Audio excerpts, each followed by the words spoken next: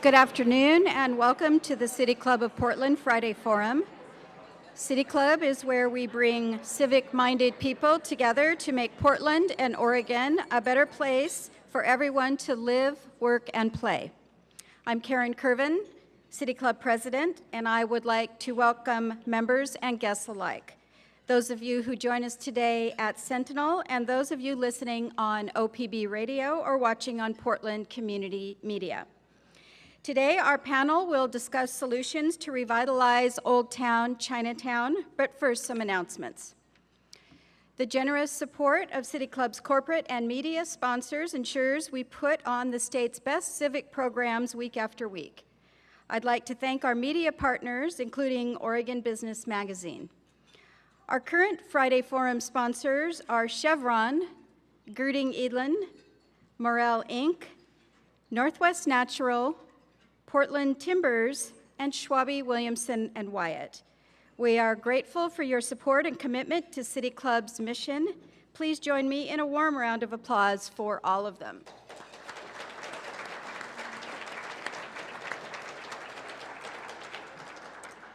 Join us next week for a conversation with Dennis McLaren, the Regional Administrator at the U.S. Environmental Protection Agency.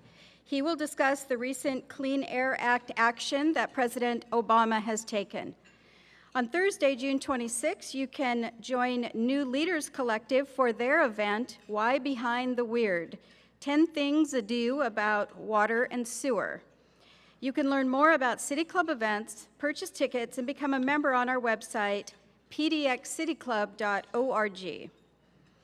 As always, City Club will be live tweeting at today's event. You can follow or mention us at pdxcityclub, and be sure to follow the conversation by using the hashtag CityClub in your own tweets.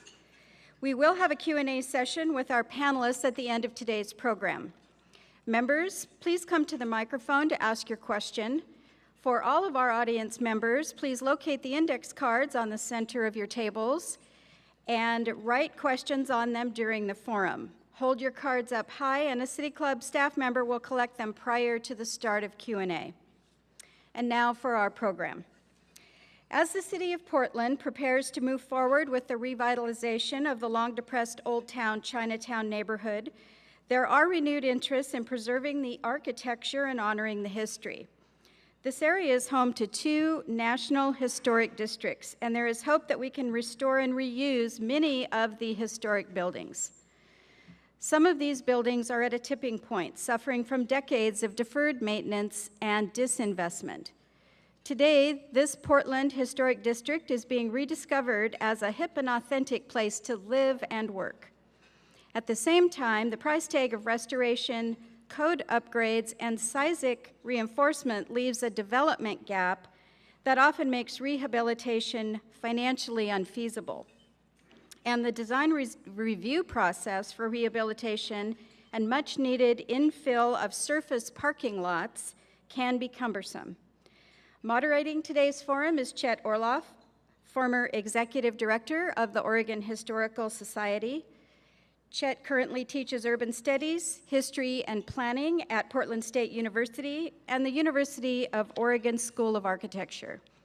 He's the founding president and director of the International Museum of the City and manager of the Pamplin International Collection of Art and History. He has served on the Portland Planning, Landmarks, and Arts and Culture Commissions, as well as the Portland Parks Board and numerous other city, state, and national boards and committees. He recently co-chaired the Central City 2035 Plan Citizens Advisory Committee and chaired the new TriMet Transit Bridge Naming Committee. Please help me welcome Chet Orloff and our panelists to the stage.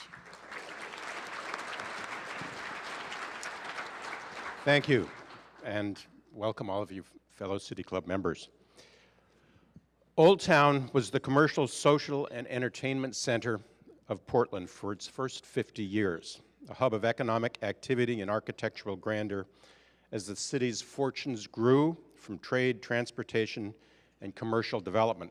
By the end of the 19th century, Portland, after New York and San Francisco, was the 3rd most wealthy city per capita in the United States, from an economy built up on and around the area that we now call Old Town Chinatown. This essential corner of the city was also home to many of Portland's early Chinese, Japanese, Greek, and other residents, and not only home, but locations for businesses and services. After the turn of the century, the district continued to grow as a place where seamen and loggers would stay when visiting Portland, taking on a colorful, if increasingly, seedy character. And we can talk more about this after class. Then, as the city's commercial center moved away from the river, the area that would become Old Town began to languish. It became a neighborhood with an economically and socially depressed population. Its buildings, some of Portland's most elegant, left to decay and demolishment for parking lots. And I apologize for rather crudely shortening this fascinating and I think provoking history, but time is of the essence. In the late 1960s, with the arrival of historic preservation and a new interest in the city's architecture, hope sprung anew for the district's revival. To an extent, Chinatown held its own against a gritty background of old buildings and a gathering of social service providers. Today, notwithstanding the outmigration of much of the Chinese population, the district seems poised for revival. Several significant institutions, Mercy Corps, U of O School of Architecture, Oregon College of Oriental Medicine, the Lanzhou Chinese Garden, Pacific Northwest College of Art, just to name a few, as well as valuable businesses and housing projects have planted roots here, as we'll hear more. There is a plethora of visions and plans recently made or being made to renew Old Town and Chinatown, and I have a whole handful of them here if you want to look at them after our talk. Portland is experiencing one of the largest building booms in its history. Old Town's human-scale buildings with our small Portland blocks should make it among, if not the, most attractive places for redevelopment and development. Developers, however, have still been going elsewhere. With that in mind, we should ask ourselves, why isn't there more rehabilitation and infill during today's downtown boom? I would ask our panelists, what are the solutions to this conundrum? More specifically, what needs to happen to get Old Town Chinatown to realize its full potential, or fullest potential, as a venerable and vital downtown neighborhood? So, we have 5 distinguished and very involved fellow members of our community here. To my immediate left, Ethan Seltzer currently serves as the interim director of the School of Art and Design in the College of Arts at PSU, though his principal role is as a professor of planning in the School of Urban Studies and Planning. His writing has appeared locally on the editorial pages of the Oregonian and in many other publications. He's served as president of the Planning Commission, the 40 Mile Loop Land Trust, the Oregon Environmental Council, and the Portland Institute of Contemporary Art. Peggy Moretti is executive director of Restore Oregon, and if you haven't gone over to their table, you should before you leave. This is a statewide organization, nonprofit, whose mission is to, quote, preserve, reuse, and pass forward Oregon's historic resources to ensure livable, sustainable communities. Her organization has been focusing on the challenges of revitalizing Oregon's historic main streets, and in 2012 listed Portland's Old Town as one of Oregon's most endangered places. Brian Emmerich is a practicing architect and the current chair of the Portland Historic Landmarks Commission. He co-founded Emmerich Architects with his wife Melody 15 years ago, and their firm is based in Old Town and focuses on preservation, adaptive reuse, and infill development in Portland and the surrounding region. Julie Garver has been the Housing Development Director at Innovative Housing, Inc. for 9 years and has over 26 years of development and project experience in new construction and rehabilitation of historic buildings. She focuses on acquisition, historic and low-income housing tax credits, green buildings, seismic retrofit, construction management, and community development, all things critical to Old Town Chinatown. And last but not least, coming back to Portland. Jeff Jocelyn, who is an architect and an urban designer and is now the planning director for the city and county of San Francisco. But for 15 years, as most of you know, he managed Portland's urban design and preservation teams in the Bureau of Planning. During that time, he contributed to a range of planning efforts, including the establishment of numerous green and preservation policies, programs, and regulatory frameworks. He represented Portland in negotiating the design and construction of Lansu, the Chinese classical garden. So, I'll begin, Ethan, and just to repeat the question, what needs to happen to get Old Town Chinatown to realize its full potential? Okay, well, let me start by going back to 1975 when the Skidmore Historic District was established. And a lot has changed in Portland since 1975. I think we'll all agree. Pioneer Square was built, light rail was built, Waterfront Park was created out of the old Harbor Way. You know, we've seen the construction of most of the buildings in downtown that we take for granted. The South Park blocks have been rehabilitated. Neighborhoods have been brought back. There's been a tremendous amount of change. And one of the things that's actually characteristic of the Skidmore district is how little change there has been. And in particular, how little change there's been in the actual use of the land in the Skidmore district. Right now, probably the most characteristic land use that you'll find there are surface parking lots. And if you go back and look at aerial photographs of the Skidmore district in 2012, 1990, 1960, you'll notice that all those surface parking lots were evident in 1960. You have to go back to 1948 to see a time when there were actually buildings where many of those surface parking lots are located now. And so I think the question is, how is it that despite the massive amount of change in Portland, for which we are recognized internationally, people come here to visit. I would suspect that most of you, when your relatives come to Portland, you know, visiting the Skidmore Historic District is not high on your list. You may go to Saturday Market, but you'll probably use the district to park in. And that, in fact, I think is the problem. We've really failed to understand the district as part of downtown, and what the Skidmore district has become is not an historic district, but it's become a parking district for downtown Portland. Parking lots are a tremendously lucrative enterprise. To change a parking lot into some other kind of use means you've got to have some better kind of use to make it worthwhile. And I think what we've seen is that the historic district to some degree has frozen the development pattern in the Skidmore district as the rest of downtown has changed profoundly. And now today, 40 years later after establishing that district, what we have is a district where its primary contribution to the central city is as a place where everyone else goes to park. And so I think, how do we answer the question? I think the answer is we've got to come to grips with the economics of surface parking in the Skidmore district to unlock the Skidmore district. Now, there's other things we need to do as well. Turns out it's tremendously expensive to seismically retrofit historic structures. And what few historic structures are left need our assistance.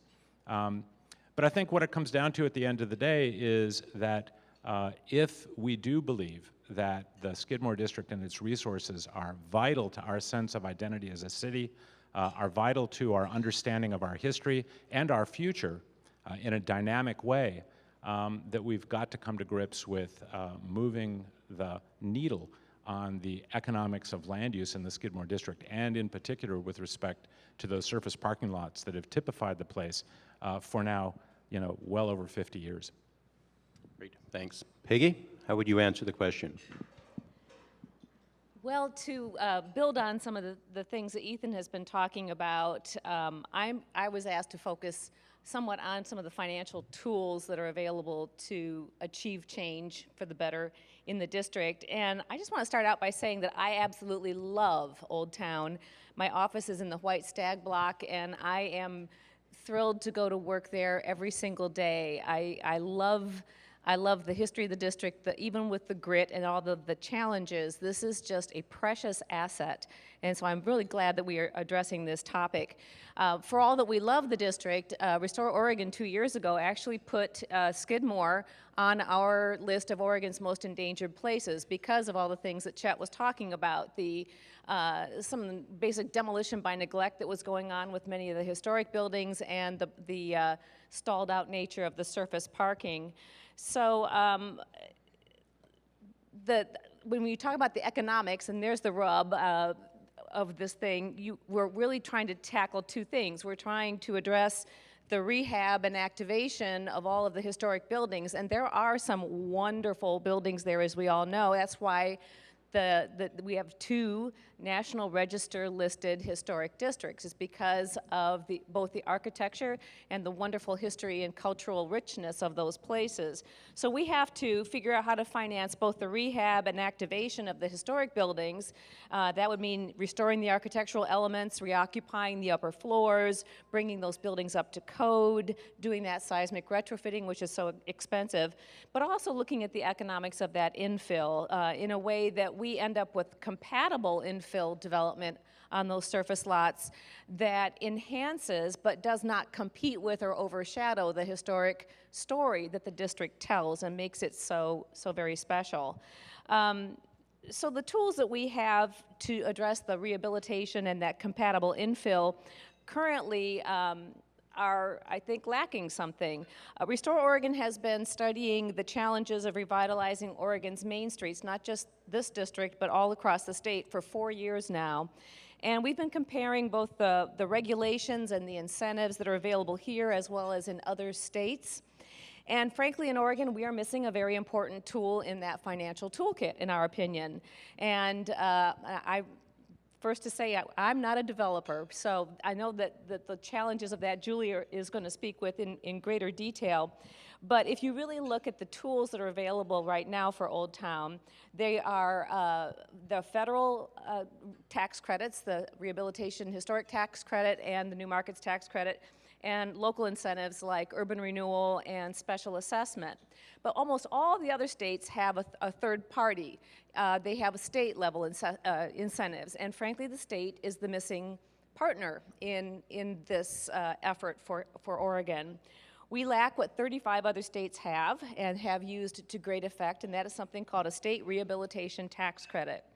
And in fact, my organization is working to bring a 25% rehabilitation tax credit before the state legislature in the 2015 session.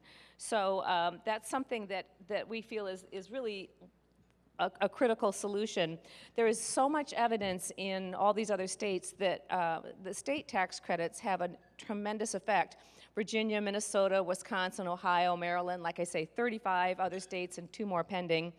Are using these kinds of things to really great effect. A rehab tax credit's been shown to multiply the number of historic redevelopment projects. Wisconsin just passed a 20% state tax credit, and in 1 month, they doubled the number of rehab projects from the entire previous year when that state tax credit kicked in. It creates thousands of new jobs, attracts new residents and businesses to downtown, and that's part of our issue here in Old Town. We've got to get more customers, more businesses, a greater mix of activity.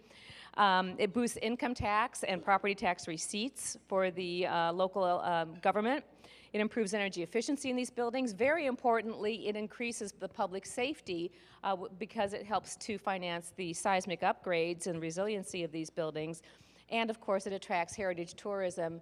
And it strikes me that we have a tremendous untapped opportunity with Old Town to be a much bigger, better heritage tourism destination.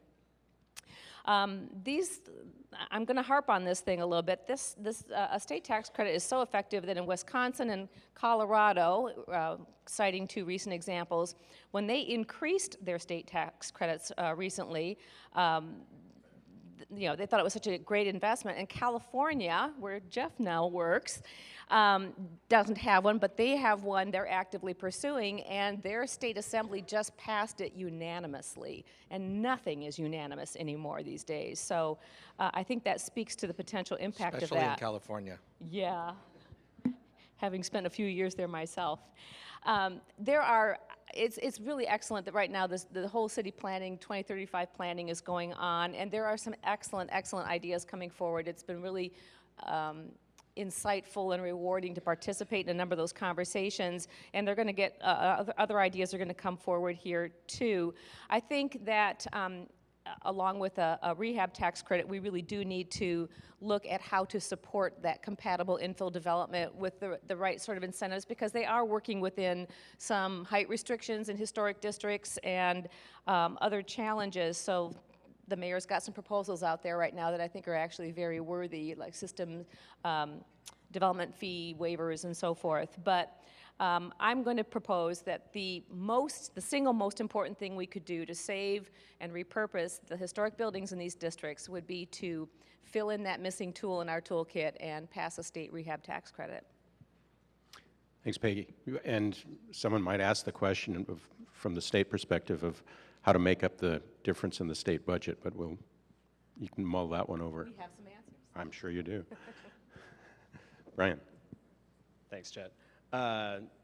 So I'm an architect experienced with a lot of adaptive reuse and historic, but I'm here to talk probably mostly from the Historic Landmarks Commission position. I wouldn't say position, I guess, but just perspective. So for those of you in the audience that aren't aware, the Historic Landmarks Commission is basically the civic body that's charged with providing leadership and expertise on all things historic in the city. So essentially, we review additions, alterations to historic buildings, new infill development in our historic districts, and importantly, make recommendations and develop design guidelines for our historic districts. So, kind of a big range of things there. And building on what Ethan and Peggy said, we've got huge amounts of surface parking in these neighborhoods. Probably 50% of Skidmore, Old Town, and Chinatown are surface parking lots. To me, that's actually an incredible opportunity, though, that's still sitting there. Probably nowhere else in the city do we have this to be able to provide infill development opportunity. And contrary to popular belief, the Landmarks Commission is pro-development and really wants to see these lots get developed. I think it's incredibly important. And this is really probably not just two of the most important historic districts in our city, but in our entire state. It's really where the nexus of Portland started. So it's a big responsibility coming up, though, too. So that's really going to be a game changer, I think, for these districts, is what are we going to put there, and how is that going to impact the neighborhoods in a positive way, so that we're being thoughtful about that. And right now, that's one of the key pieces I think that's missing in our toolbox is our historic design guidelines, which is how we review new projects and alterations, infill development. They date to the 80s in Skidmore, Old Town, and in Chinatown, we actually don't have any. We use the Central City guidelines there. So, and for those of you who aren't aware, they're actually two separate districts. We lump them together a lot in the neighborhood kind of talk, but actually Skidmore, Old Town is known for its cast iron architecture, so it's actually got a very distinct architectural identity for that. Chinatown has got great collection of buildings as well. Not so much on there is some cast iron there, but not so much on the cast iron, and it's also got a heavy tie to the both Chinese and Japanese heritage there. So two different districts, two different kinds of sets of guidelines in terms of what we want to see, I think, there. And moving those forward is going to be really important. We've actually made a lot of progress on the Skidmore Old Town. I'm sure Jeff will talk a little more about what happened there, but we've actually got guidelines that went to council for approval in 2008 that are benchmark and we're really excited about, and they've been sitting on the shelf. So it's super important to get those into place, because as the economy's starting to build, I think we actually are going to see opportunities. In fact, we're looking at a huge one on Monday at the Landmarks Commission for Block 8L. So very exciting. But Chinatown, we don't have any, and we really need to get moving on that. And then I would say just one of the things, being on the Landmarks Commission, that gives me also optimism for what's coming forward is just the level of dedication, both of my fellow commissioners, but also the engagement of the public. And these neighborhoods really inspire public involvement and excitement. And I think it's appropriate that the quote on Portland's oldest piece of public art, which is a Skidmore fountain in the heart of the district, is "Citizens are the riches of the city." I think with that kind of involvement and engagement, we're going to have positive things going forward, so I'm definitely optimistic there. Right. I would remind us that our city clubs emblem is the fountain. Brian, you might think about this notion of the cast iron using, and you can think about this while Julie and Jeff give their answers, how we might be using the cast iron as, well, reusing what we have. As we know, Bill Hawkins has done such a great job, as well as how we might use the designs from the 19th century as inspiration for architects and design for the 21st century. But that's something you can think about in a Great moment. question. We can definitely talk more about that. Julie. Okay, we need a little audience participation. So how many people in this room would love to see historic buildings in Old Town preserved and revived? Show of hands? Oh, look at that. That's awesome. Okay, second question. How many would like to help pay for it? Awesome. Okay, I'll be talking to you guys. So Old Town is an amazing area. Innovative Housing is a housing developer. We build housing for low-income and mixed-income populations. And we've really been focusing lately on historic buildings, and especially buildings in Old Town. We have about 1,000 residential units throughout the Portland area, but historic buildings have a special place in our heart, and in fact, Innovative Housing moved its offices down to Old Town in 2009, and we love being there. Just like Peggy, it's a joy to come to work every morning. Okay, so another audience participation. Why do you think we love to be in Old Town? Yell it out. Why do we love Old Town? Services, transit, waterfront, diversity, character, parking. Parking. Sorry, Ethan.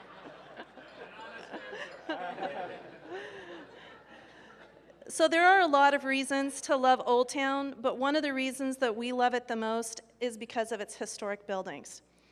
They're not making any more of them, right? And we do have this great infill opportunity, and the new buildings that are going to be in Old Town in the next 10 years are going to be amazing, but we need to keep what's left. You know, it's going to make our district or break our district.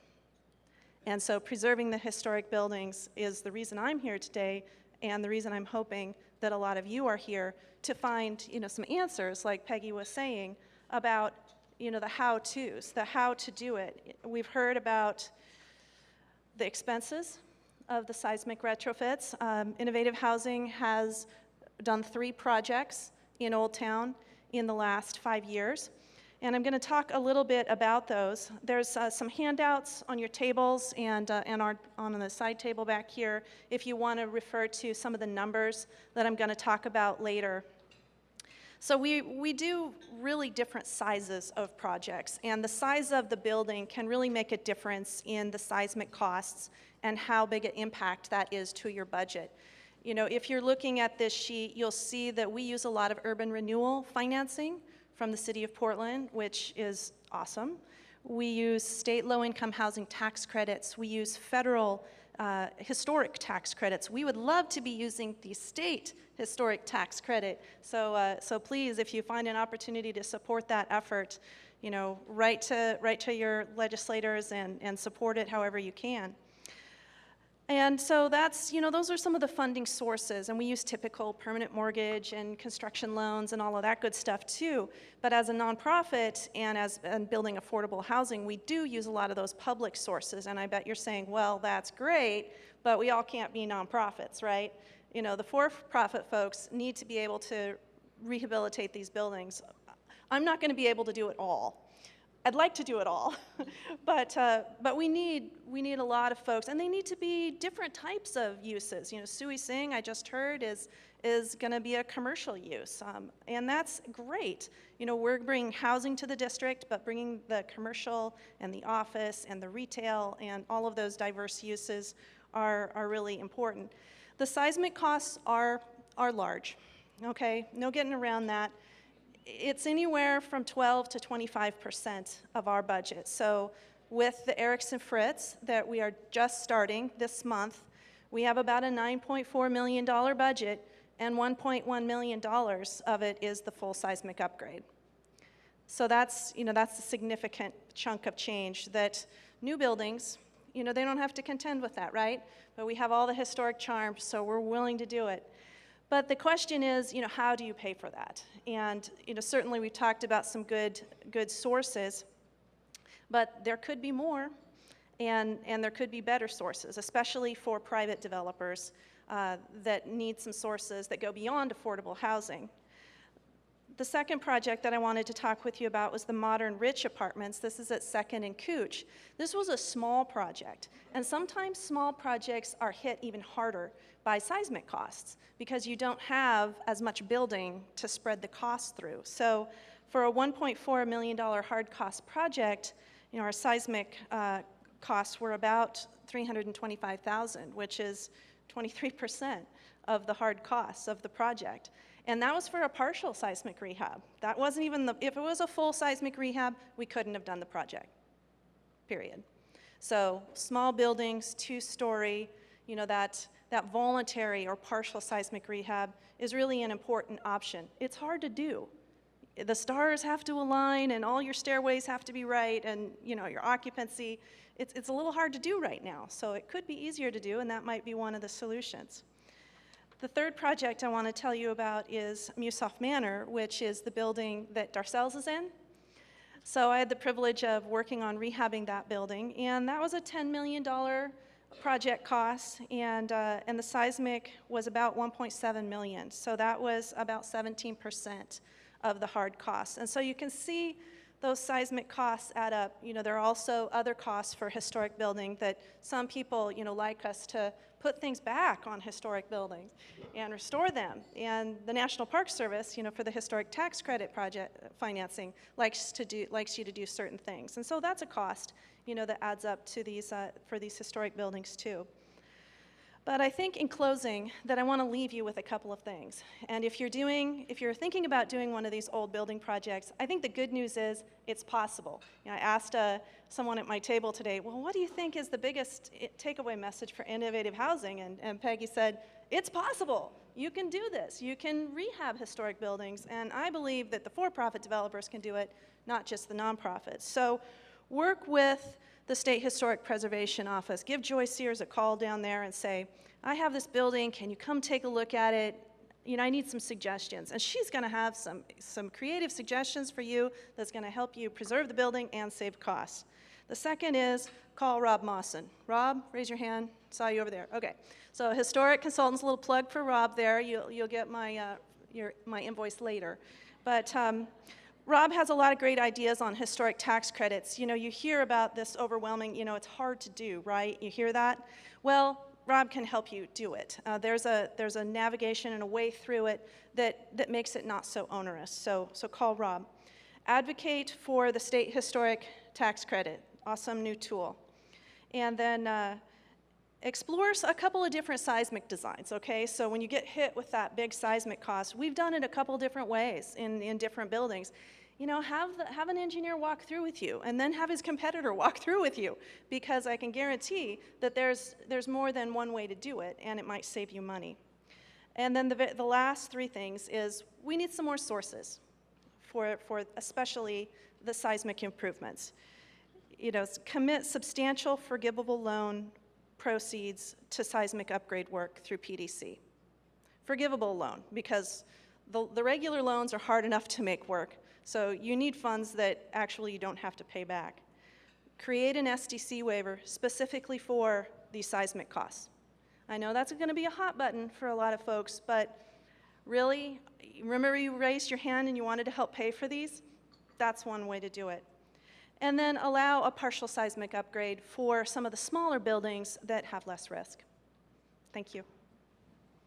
Jeff, we're going to give Jeff about an extra 30 seconds or so since he's come from out of state.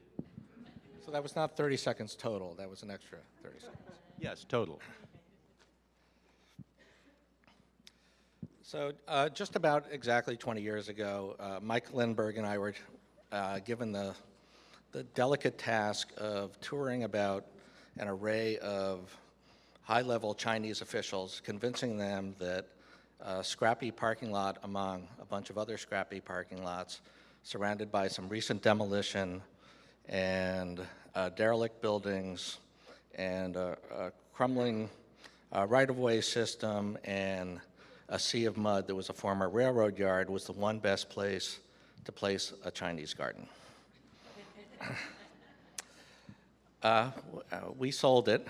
It was delicate, as I mentioned, but it was done largely by painting a picture of the district that we were envisioning, that we aspired to at that time, and anticipated getting there by virtue of a blend of the usual Portland tools. City-led investment, carefully crafted zoning, district-specific design guidelines. A lot's happened since then. A lot has also not happened since then. One of the things that both happened and didn't happen in the intervening period is that there was a huge economic cycle, a boom, one of the longer and more beneficial to other parts of the city, booms in modern times, and it had relatively little impact on the area we're here to talk about today. One of, I think, core to what we're talking about today is not missing this next cycle. So I'm going to talk a little bit about some mechanisms I think might be helpful in ensuring that we don't miss this moment, and that perhaps we go about this effort with a little more creativity and a little more boldness and some tools that are a little different than we've applied in the past. So I've got a list. I'm going to move through them as quickly as I can. This is one place where it's time to more tightly analyze and dictate uses. It's a district that's largely been allowed to develop by virtue of opportunity rather than vision. There are certainly some exceptions to that.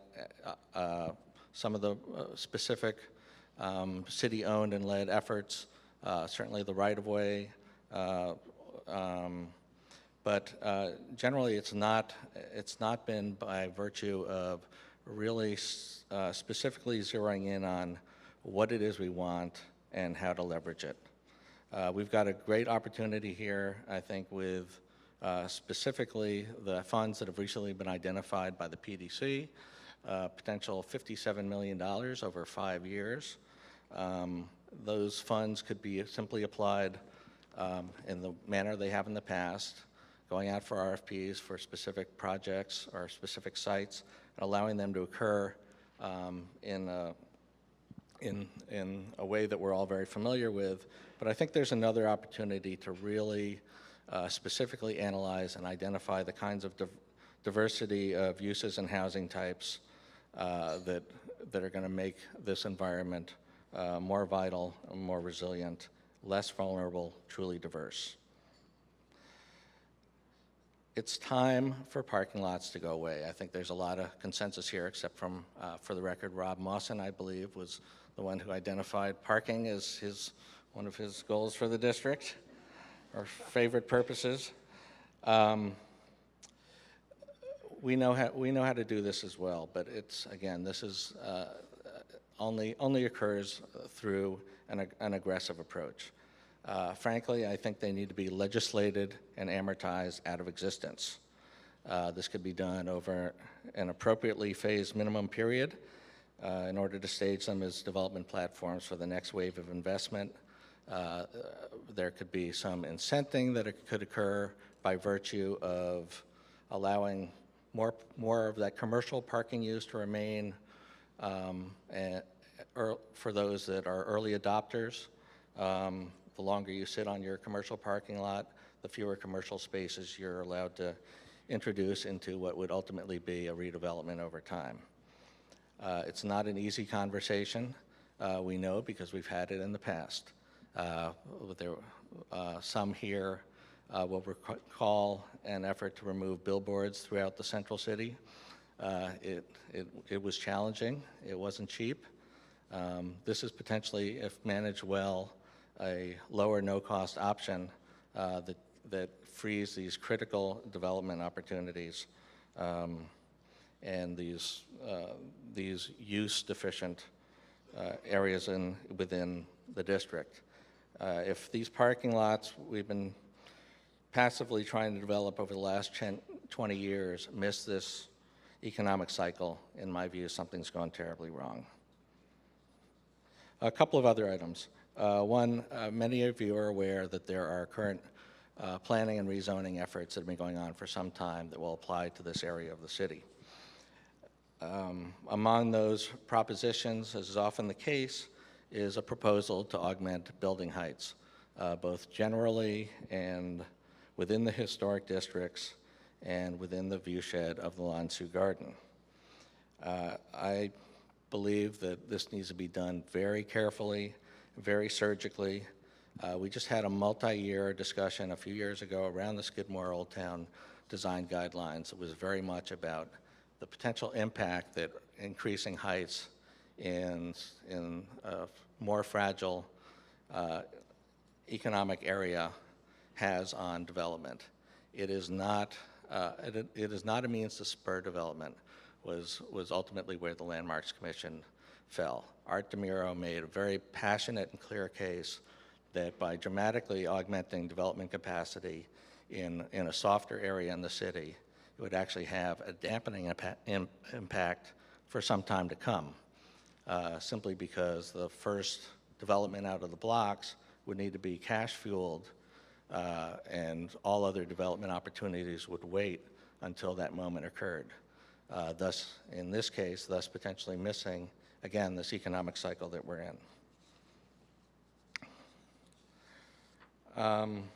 We've talked a little bit about design guidelines, but not so much about just what they do and how they do it. Design guidelines are particularly key for the area we're talking about because... One more minute, Jeff. I can do that. Because what they provide is a consistency and predictability, a framework for decision-making, and a common language. This area, as Brian mentioned, Skidmore Old Town went through an exhaustive process some years ago. Those guidelines, some of the most evolved guidelines that the city's ever developed, have been sitting on the shelf since 2008. They are 23 guidelines that were laboriously, beautifully crafted, exhaustively vetted, and have simply been sitting there. In fact, this entire district that we're talking about, Skidmore Old Town, New Chinatown, Japantown, have only seen 2 new guidelines developed since 1987 that apply to them specifically. It's time to dust off that document, consider remedying one deficiency, which is that New Japantown, Chinatown, which overlaps with the Skidmore Old Town district, was not addressed at that time. It creates a curious clumsiness to have these overlapping districts, one of which has guidelines that have been in place since 1987 and now potentially could have new guidelines in the future. One that's been New Japantown, Chinatown, which has been in place since 1987 and has never had a single guideline crafted for it. So I think it's time to remedy those deficiencies. Good. Okay, I'm going to ask each of our panelists to take 1 minute to respond. That's about all we have before we bring City Club members up for questions. Ethan? Sure. You know, I think we're way too down in the weeds here, to be quite honest. I mean, the fact of the matter is that if we want a successful historic district, we need to have the elected officials in charge of the city state unequivocally that that's what they want to achieve. This district, these districts, have been poised for change more times than I can count.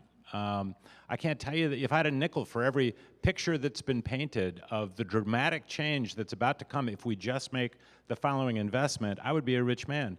And I can tell you this, there are documents full of new ways to basically pay landowners to redevelop effectively and sensitively with the historic district. I mean, this is a district that if we're lucky someday, we will, as a public, have restored every single square foot, because I can tell you, we're on a path right now where that's the only way it's gonna happen.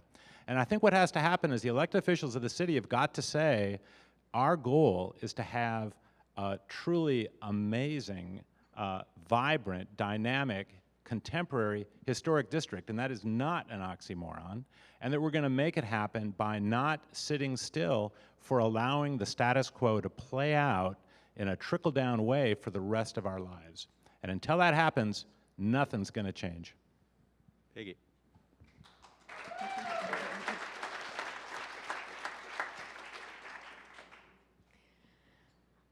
I guess I just want to say that this district is an asset, and it doesn't, it is an asset that is certainly mostly made up of private property, but there is an enormous public benefit to us all, developing whatever tools and incentives are necessary here, because this district belongs to all of us. It tells the story of how this city came to be, and its opportunity in terms of jobs and tourism and the overall both cultural and economic richness of the city is just something we need to tap. And I guess I would also echo Ethan's call for leadership and courage to make it happen.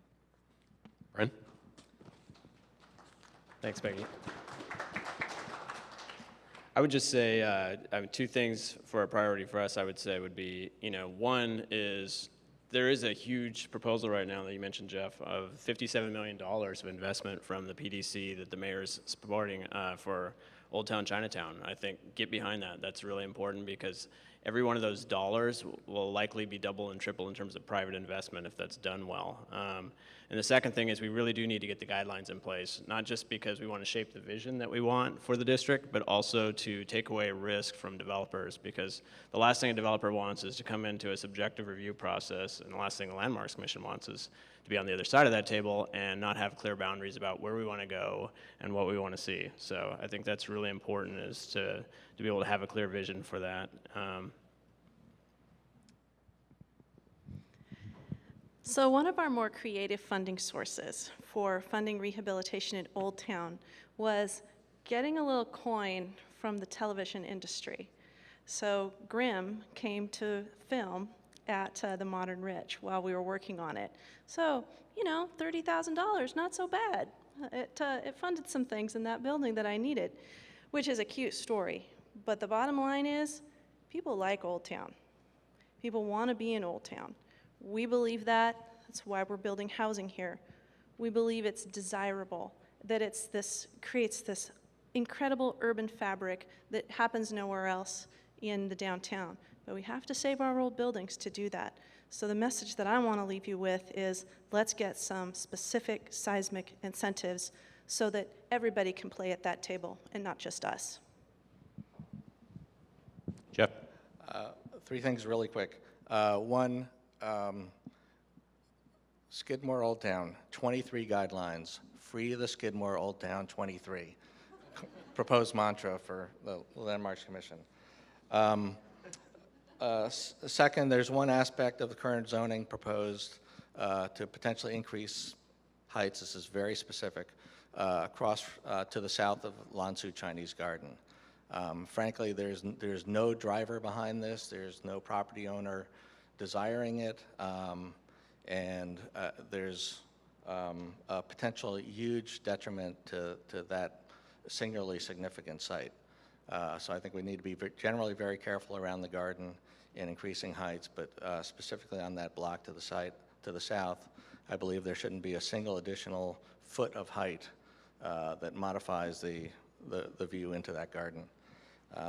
When Suzhou bestowed the garden upon us, they were in the process of demolishing buildings around their multitude of historic Chinese gardens that were impacting the views from within. I'm not suggesting that we tear down Northwest Natural Gas or Big Pink, but again, that block immediately to the south is key. Great, thank you. Now it's your turn as members to ask questions. I do want to point out a couple of people in the audience before we take the first question. Sarah Harpole from PDC is there, raise your hand. Mark Raggett, Troy Doss from the Planning Bureau also here. You might collar them before they escape if you have any particular questions.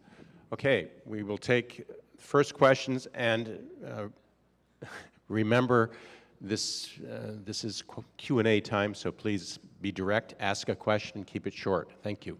Thank you. Kirsten Green, City Club member. And Julie, I was wondering if you could please explain or just elaborate on what workforce rent means on your sheet. Thank you. So thank you. We consider workforce housing to be in the 60% of average median income range. There are other definitions of workforce housing that go up to 80 or 100 or 120% of average median income. And we build housing in all of that range, but it's designed to designate the difference between workforce and then very low income housing, because as we all know, Old Town has a bit of a overconcentration, shall we say, a large concentration of 0 to 30 housing, and we have some of that housing at Musehoff Manor, but we feel very strongly that it's time to diversify that housing stock, and so we are taking the first step in the Rich and the Erickson Fritz by making a portion of that market rate and combining it with workforce. Peter Englander, City Club member. I've always struggled with the differentiation between these two historic districts. Skidmore is a landmark district. Means it's nationally recognized for its unique cast iron. Can you speak a little bit more about the new Chinatown, Japantown district, and should the approach, the design guidelines, whatever, be the same, or should there be a little bit of a different approach to how we craft design guidelines for one district versus the other? I think that's a great question, Peter. Yes, I think they are two totally different districts. They share commonalities, but the architecture in the Skidmore Old Town district is really cast iron based. That's what it's on the register for. And Chinatown has a broader range of architectural collection of buildings in there, and it's also a cultural district. They both share kind of small lot lines, though, and incremental organic growth that happened with the oldest parts of the city, so there's definitely overlap in terms of how they developed in this kind of organic way. So, and I think that with the benchmark guidelines that Jeff mentioned with the Skidmore Old Town that Art and I worked on together, I think we've got a great prototype standard to build from, so I see using that as a basis to start, but then really tweaking it so that it's district specific, and that's really why these are their places of the city, is that they have their own special characteristic, and we want to bring that out, and in terms of not just preserving what's there, but also the new development that comes forward, so that they're identifiable places in the city, not just lumped into one big neighborhood. And Jeff, would you? Can I just add a comment? Yeah, you can add a comment. I'd like Jeff to add a comment too, and I would say that I believe that City Club is considering a possible future program on Chinatown too. I just wanted to share, I think, an important philosophy that should inform how we approach those two districts. It isn't that one is better than the other. Technically, Skidmore is a higher level of historic designation as a national landmark district, and Japantown, Chinatown is a straightforward historic district, but they are both precious. I think the point that Restore Oregon really likes to convey to people as a way to kind of form your thought is that what we should be trying to do is tell the story of the district, and that stories of those districts they're related, but they're different. And so the approach that we can take to those districts should be all about how does all the new development and all the rehabilitation really tell in a great way the story of that district, which of course is moving forward. It isn't just frozen in time. So the approach probably needs to be a little bit granular, and while the tendency might be to take big, broad brush strokes to something, I think we need to take a little more granular approach to the two districts and not assume that it's a cookie cutter between both of them. Jeff, 1 minute. I just wanted to add to Peggy's notes about the sort of basis of the districts and the nature of them, that they're fundamentally different in scale, but these aren't the toughest problems to solve. Again, we have a huge amount of work behind us already. Just for the benefit of the audience who's not intimately familiar with the boundaries and contents of these respective districts, the Skidmore Old Town Historic District was designated as a National Historic Landmark District in 1977. The first guidelines that were developed for it were in 1989. In 1989, we established the new Chinatown, Japantown Historic District. It's got 21 contributing buildings as opposed to the Skidmore Old Town's 51. And again, has yet to have any guidelines specifically crafted for it. Great, thank you. Okay, next question. Robert Rostoff, City Club. For years now, that area down there has been home to the homeless, drug addicts, mentally ill, and all the social services that serve them are down in that area. Does that have an effect on bringing money into the area and getting people to step up and develop it? And whether it does or doesn't, what happens to those people? Are they going to be displaced, and where will they go? And where will they get social services from? Thank you. Question. Any of you want to try that? Julie? I'll take a stab.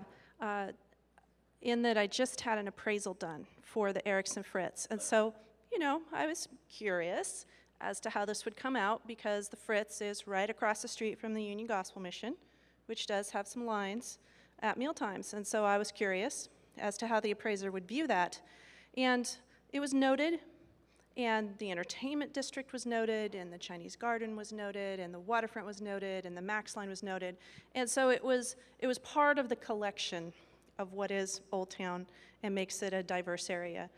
Do we have some behaviors that happen in the district that are not so desirable? Yes. Do we have ways to deal with those? Yes. Clean and Safe is an organization that does a great amount of work in Old Town to mitigate behaviors. And personally, I think we can all live together in Old Town. The uses are going to change based on their ratios, right? So right now, we have a big ratio of very low-income folks and services and all of the ramifications of that. But as development increases, that ratio is going to decrease. And so it's not going to be quite as overwhelming feeling as sometimes it can now. It can be now. Next question. Peter Fenner, member of the City Club. I'm a big fan of public transportation, but I suspect that if we go ahead and eliminate all the parking spaces, which are now used to support nearby districts and their business and make them flourish, that we may get into a problem. So my question is, in the vision of the Old Town area, have we thought about, for example, requiring underground parking somewhat equivalent to what's already available on the surface in the plans for the future, which, along with public transportation, which is getting better and better for that area, might allow both businesses in the new restored area and the nearby districts to flourish. Sure. Thanks for the comment, and I'm glad you brought up transit. We're talking about a part of the entire metropolitan region, the only part of the entire metropolitan region that's not served by one light rail line, it's served by 2 light rail lines. And so this is an incredibly well-served area from the standpoint of transit. And maybe that has something to do with why this area has become such a haven for parking lots, because maybe in many ways it's become the most expensive park and ride in all of North America. But I think it's not so much about, how do we require the last people in to build underground parking, which is very expensive, particularly on small lots, as much as how do we understand the way in which we will and will not accommodate parking within the central city, and the role that this area should play, if any at all. And I'd make the case that this area, because of its centrality in the transit system, really ought to be thought of as a pedestrian district, just as it was when it was built. And I would hope that we could establish that as a fundamental principle for what this place should become. Thank you. I think we have time for one more question. Elsa Porter, member of City Club. One of the transformations that has happened in Old Town over the last few years is the creation of what is referred to as the entertainment district. which really is very raucous and dangerous. So I haven't heard any comments from the panel about what you propose we should do about that. Well, you know, it exists only because the square footage of the buildings it's in is so devalued to a certain degree and so limited by its current state. And so I think I'm not one to say we ought to regulate uses except for parking.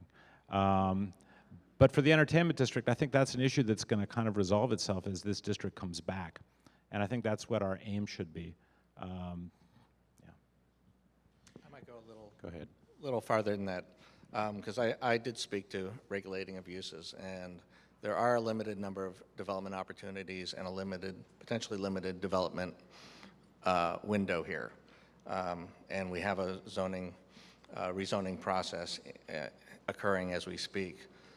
If there were a time and place to consider doing a finer-grained approach to regulating uses and really defining under what conditions certain types of uses should be allowed to expand and identify those that are potentially as concentrated as they should be for the district, this could be the one. Great, thank you.